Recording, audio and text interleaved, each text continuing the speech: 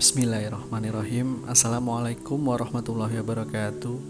Semoga kita semua selalu dalam lindungan Allah Subhanahu wa Ta'ala. Inilah salah satu contoh kerusakan logika orang-orang menganut akidah Asy'ari. Mereka terkena subhat logika-logika filsafat, di mana akhirnya mereka membuat kriteria sendiri Tuhan itu tidak boleh begini dan begitu tanpa dalil. Sebagaimana yang dikatakan Ustadz Zulkarnain Muhammad Sunusi, bahwa ada dua kerusakan dalam akidah orang-orang Asy'ari. Kerusakan yang pertama, mereka mujasimah di awal, dan yang kedua, mereka mentakwil ayat-ayat Allah Subhanahu wa Ta'ala dengan dalih ayat mutasyabihat. Sebagaimana contoh komentar pengikut Asy'ari berikut ini.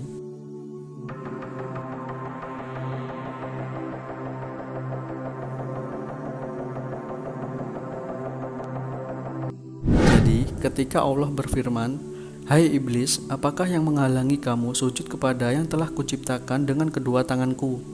Apakah kamu menyombongkan diri, ataukah kamu merasa termasuk orang-orang yang lebih tinggi?" Al-Quran Surat Shot ayat 75. Maka Ahlus Sunnah akan mengimani ayat itu sesuai bagaimana datangnya, dan tanpa membayangkan atau mempertanyakan bagaimananya. Jadi, Ahlus Sunnah itu mudah sekali teman-teman. Ketika ada ayat tentang sifat Allah, cukup diimani saja sebagaimana datangnya, tanpa perlu mempertanyakan bagaimananya. Berbeda dengan akidah Asy'ari dan Maturidi.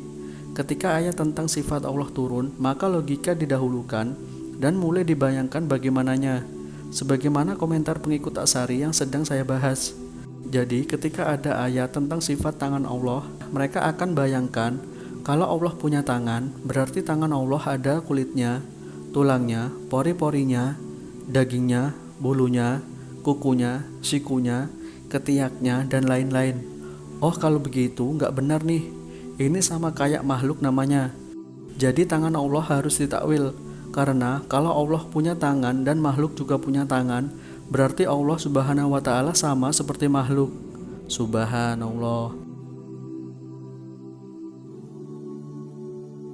Ini kan namanya membatasi sifat-sifat Allah dengan dalil akal-akalan. Padahal tidak semua yang sama dalam penamaan berarti sama dalam hakikatnya. Contoh, tangan manusia dan tangan baju. Apakah sama tangan manusia dengan tangan baju? Yuk kita lihat. Tangan manusia terdiri tulang, kulit, daging, otot, jari-jari, kuku, pori-pori, siku, ketiak, dan lain-lain. Sedangkan tangan baju hanya terdiri dari selembar kain. Bahkan tangan manusia bisa masuk ke tangan baju. Tapi tidak ada yang sama antara tangan manusia dan tangan baju.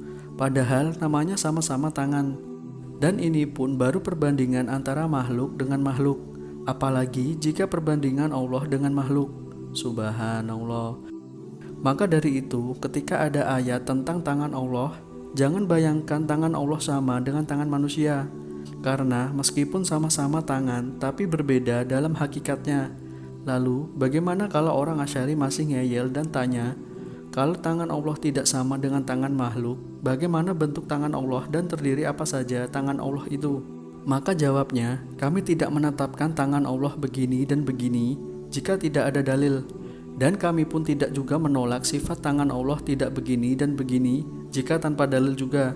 Maka bagaimana tangan Allah hanya Allah yang tahu. Kami hanya mengimani sesuai apa yang Allah wahyukan dalam ayat-ayatnya dan tanpa membagaimanakannya. Karena Allah Maha Suci dan tidak ada yang serupa dengannya. Semoga ulasan ini bisa membantu membantah subhat-subhat dari akidah orang-orang Asy'ari. Wallahu a'lam bishawab. Wassalamualaikum warahmatullahi wabarakatuh.